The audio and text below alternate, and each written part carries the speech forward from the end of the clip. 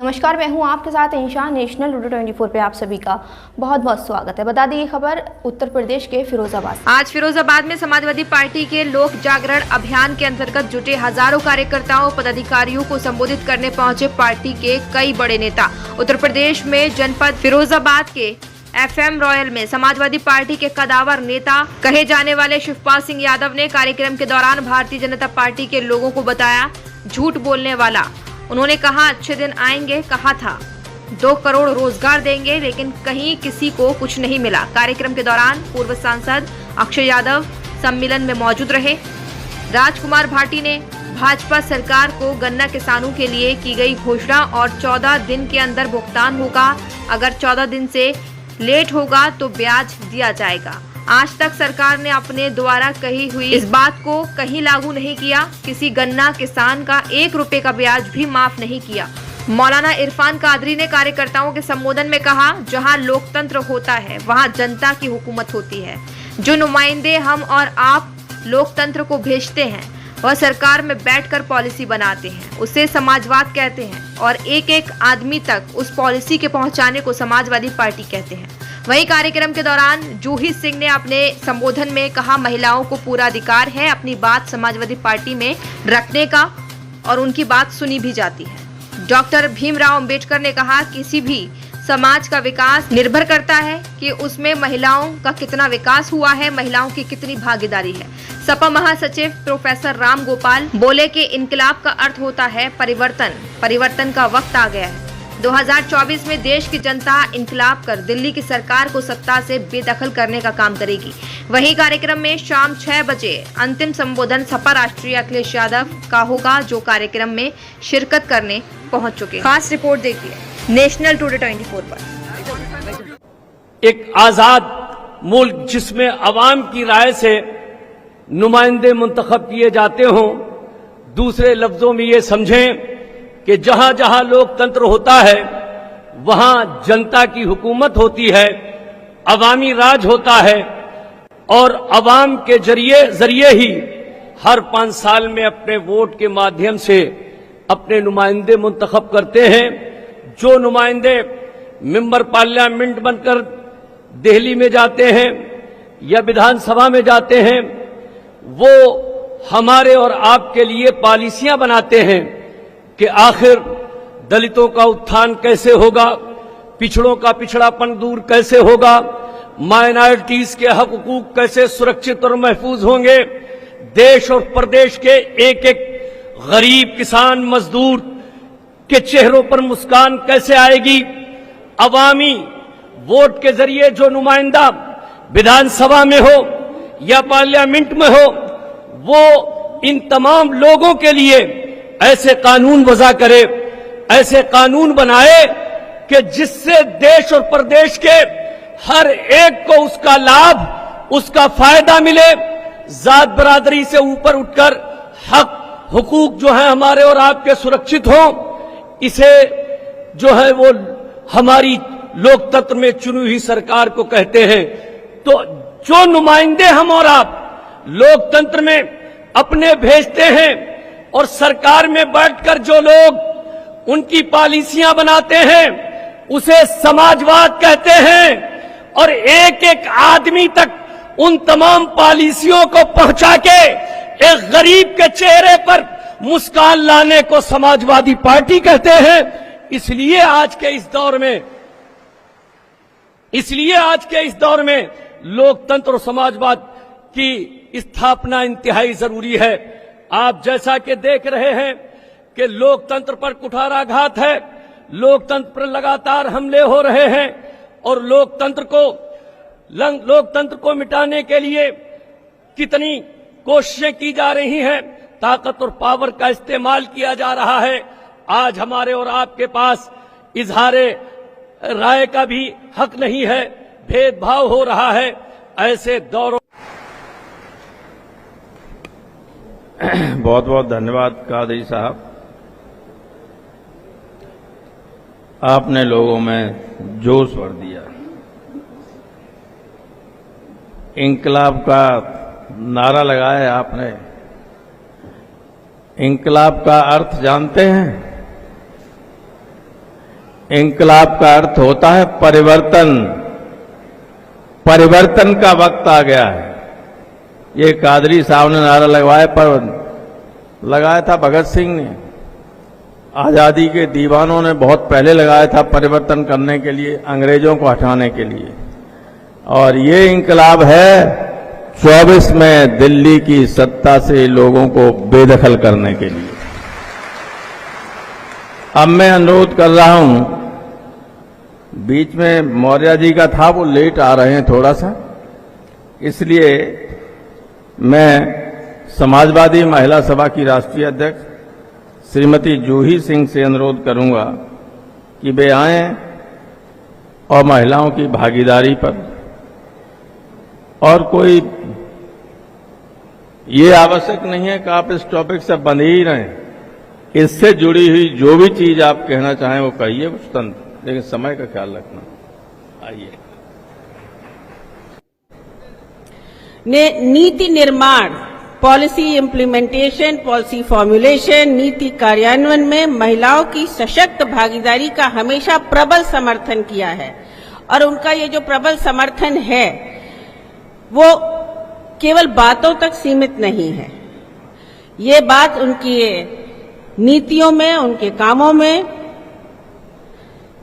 उनकी योजनाओं में देखी जा सकती है। केवल सांकेतिक समर्थन जैसे अन्य दल या अन्य ऑर्गेनाइजेशंस में हम देखते हैं वैसा नहीं है। महिलाओं को पूरा अधिकार है अपनी बात समाजवादी पार्टी में कहने की, और हमारी बात सुनी जाती है। महिलाएं शिक्षित हों, समर्थ हों, आर्थिक रूप से स्वावलंबी हों, समाज में गैर बराबरी दूर हो, यह उनके विचारों और योजनाओं में हमेशा स्पष्ट दिखा है। डॉक्टर अंबेडकर ने कहा है, हम सब जानते हैं, कि किसी भी समाज का विकास इस बात से आंका जा सकता है कि उसमें महिलाओं का कितना विकास हुआ, महिलाओं की कितनी भागीदारी हुई। और आज वर्तमान परिस्थिति में फिर हमें ये सोचने की जरूरत है। आज देश में हम ऐसी परिस्थितियों से जूझ रहे हैं जहां सत्ता में बैठे हुए लोग, सत्ता का प्रयोग करते हुए लोग बार बार संविधान द्वारा प्रदत्त हमारे अधिकारों को खत्म करने का पुरजोर प्रयास कर रहे हैं, चाहे वो पीछे से हो चाहे आगे से हो। ये इन प्रकारेण संविधान को बदलने का, संविधान को तोड़ने मरोड़ने की पुरजोर कोशिश हो रही है। वो संविधान जिसे हम लोगों ने, हम भारत के लोगों ने स्वतः अंगीकृत किया, अधिनियमित किया और आत्मर्पित किया, स्वीकार किया। हम रोज पढ़ते हैं, अखबारों में पढ़ते हैं, टेलीविजन में पढ़ते हैं। टेलीविजन में हम लोगों को डिबेट पे बुलाया जाता है कि दलितों, महिलाओं, पिछड़ों, अल्पसंख्यकों पर अत्याचार और उत्पीड़न की कहानी, ऐसी घटनाएं असंख्य, गिनने में भी कोई सीमा नहीं है, रोज सामने आती हैं। और कहीं न कहीं तो लगता है कि ये संवेदनहीन सरकार, इसका या तो परोक्ष समर्थन है या फिर कोई चुप्पी है कि कार्रवाई और इनकी चुप्पी या बोलना सब कुछ सुविधा के अनुसार होता है, निष्पक्ष तरीके से नहीं होता। ये कारण हमें समझना पड़ेगा, ये कारण हमें बताना पड़ेगा, क्योंकि महिलाओं की भागीदारी केवल सांकेतिक न रह जाए। जैसी भागीदारी समाजवादी पार्टी जैसी भागीदारी, लोहिया जैसी भागीदारी प्रोफेसर साहब आदरणीय अखिलेश यादव जी चाहते हैं, वैसी भागीदारी देश में महिलाओं की हो। मीटिंग तक नहीं हुई, योजना तो तब लगाता हूं। तो ये इनकी नीयत है। किसान के लिए इनके पास एक इन्होंने और गन्ना किसानों के लिए घोषणा की थी कि 14 दिन के अंदर भुगतान होगा, और अगर 14 दिन से लेट होगा तो ब्याज दिया जाएगा। ये सुनी थी आपने घोषणा? ये इनके घोषणा पत्र में भी थी, दोनों घोषणा पत्रों में थी, 17 में भी और 22 में भी। और कमाल की बात यह है कि आज तक लागू नहीं हुई। क्या किसी गन्ना किसान को 1 रुपए का भी ब्याज मिला है? और जहां तक समय पे भुगतान की बात है, पहले पोर्टल पे ऑनलाइन ये डिटेल होती थी कि किसानों का कुल कितना बकाया है और कितना भुगतान हो गया है। अब इन्होंने वो सिस्टम ही हटा दिया है, अब बकाया का पता ही नहीं चलता। अब सरकार केवल भुगतान की घोषणा करती है, बकाया बताती नहीं, छिपा जाती है। तो इतनी झूठी ये सरकार है। एक इन्होंने घोषणा की थी उसमें इनके घोषणा पत्र में थी 2017 के घोषणा पत्र में आलू प्याज और लहसुन का न्यूनतम समर्थन मूल्य तय किया जाएगा। किसी को नहीं मिला समर्थन, खरीद ही नहीं हो रही।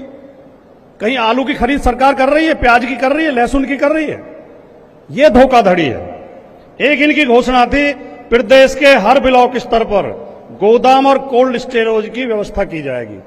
क्या किसी ब्लॉक में कोई स्टोरेज, कोल्ड स्टोरेज बना है? कोई एक आध में कहीं बन गया हो तो बन गया हो। मैंने तो 10 जिलों में फोन करके पता किया, किसी ब्लॉक में कोई कोल्ड स्टोरेज नहीं बना है।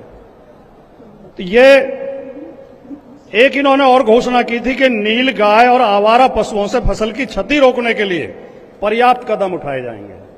पर्याप्त कदम ये उठाए हैं कि वो जो इनके, अब मैं कोई ऐसा शब्द प्रयोग नहीं करना चाहता कि क्योंकि बहुत लोगों की श्रद्धा भी जुड़ी हुई है, हमारी भी श्रद्धा जुड़ी हुई है, हम भी गौपालक हैं, हमारे घर में भी गाय है।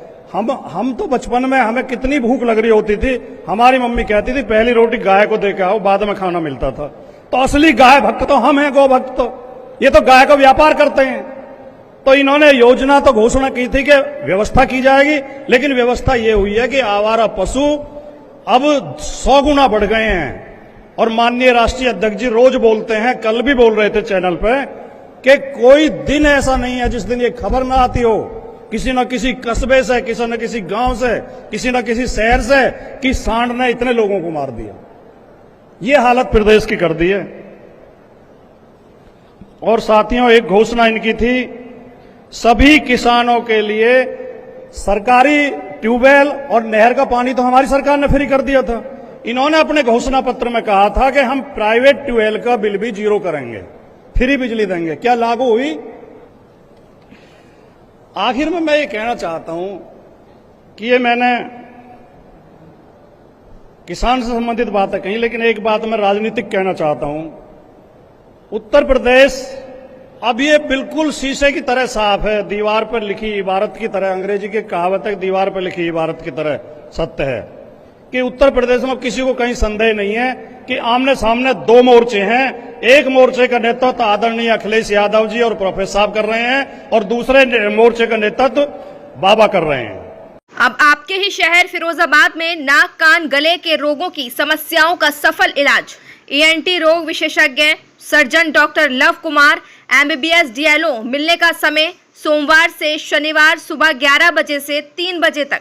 हमारा पता प्रथम तल नगर निगम मार्केट, जिला अस्पताल के सामने, स्पीड कलर लैब के ऊपर, फिरोजाबाद।